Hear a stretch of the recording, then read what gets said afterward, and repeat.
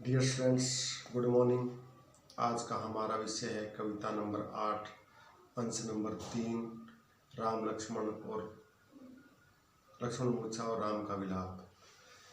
जब लक्ष्मण जी मूर्छित हो जाते हैं तो राम अपने आप को दोषी ठहराते हुए आगे क्या कहते हैं, अब हम इस कविता में आगे जानेंगे। जेहूं अवध कवन मुँह लाई, नारी हेतु प्रिय भाई गवाई। श्री राम कहते हैं कि मैं अब अयोध्या में क्या मुँह लेकर जाऊंगा। अब तो अयोध्यावासी मुझसे अनेक प्रकार के प्रश्न पूछेंगे तो मैं उन्हें क्या जवाब दूंगा। सभी ये सोचेंगे कि श्री राम ने अपनी पत्नी के लिए अपने भाई को खो दिया। बस अब अपजस सहते हूँ जग माही, मुझे अनेक प्रकार से इस संसार में अपयश सहन करना पड़ेगा। नारी हानि विशेष क्षति नाही, कि संसार में जो नारी की हानि है वो कोई बड़ी हानि नहीं होती। अच्छा होता कि मैं सीता को गंवा दिया था, इसमें मुझे कोई विशेष हानि नहीं लगती।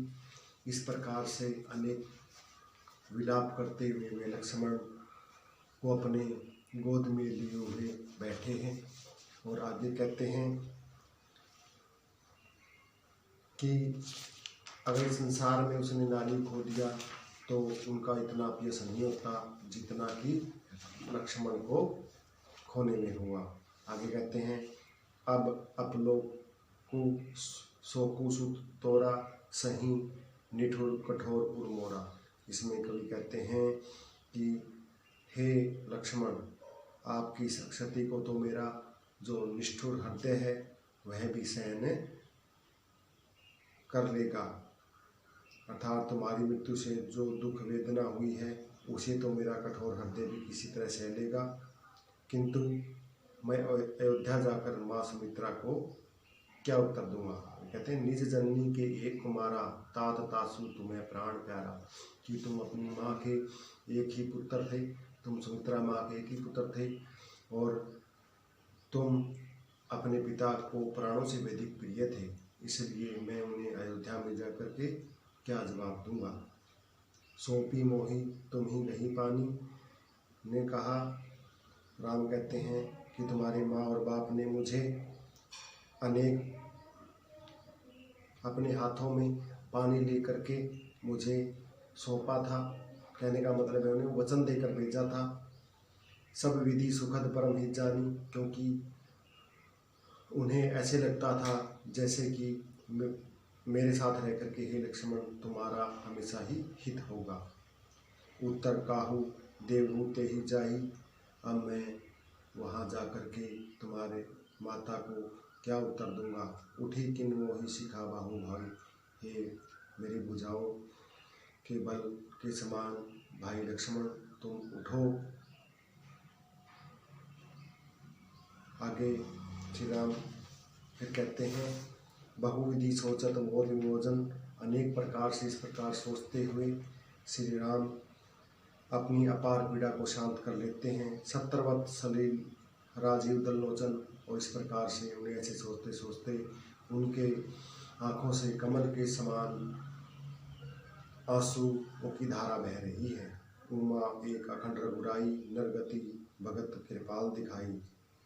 इसमें कवि कहते हैं उमापति श्री राम जो अजर अमर एवं शाश्वत हैं, वे भी सामान्य मनुष्य की भांति दुख से पीड़ित होकर मानव रूप में नश्वर संसार में अपने भक्तों को अपनी कृपा दिखा रहे हैं।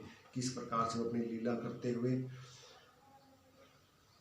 संसार में एक सामान्य मनुष्य की तरह ही अपना जीवन व्यतीत करने के लिए लोगों को अपनी कृपा दिखा रहे हैं। प्यारे बच्चों, अब हम इसका काव्य सौंदर्य करते हैं जो बहुत ही इम्पोर्टेंट होता है। इस सारी कविता में चौपाई छंद है, तत्सम प्रधान अवधी भाषा का प्रयोग किया गया है। अनुप्रास, रूपक, स्वर मैत्री आदि अलंकारों का प्रयोग किया गया है। करुण रस की मार्मिक अभिव्यक्ति हुई है और अभिधात्मक शैली है। दोबारा इसमें चौपाई छंद है, अवधी भाषा की प्रयोग किया गया है। अनुप्रास, स्वर मैत्री, रूपक आदि अलंकारों की छटा देखने को मिलती है। तो प्यारे बच्चों, यह इस पोइम का यहाँ से समाप्त होता है। आगे हमारे लिए इसका एक अंश और रह जाएगा जो हम नेक्स्ट वीडियो में करेंगे। धन्यवाद।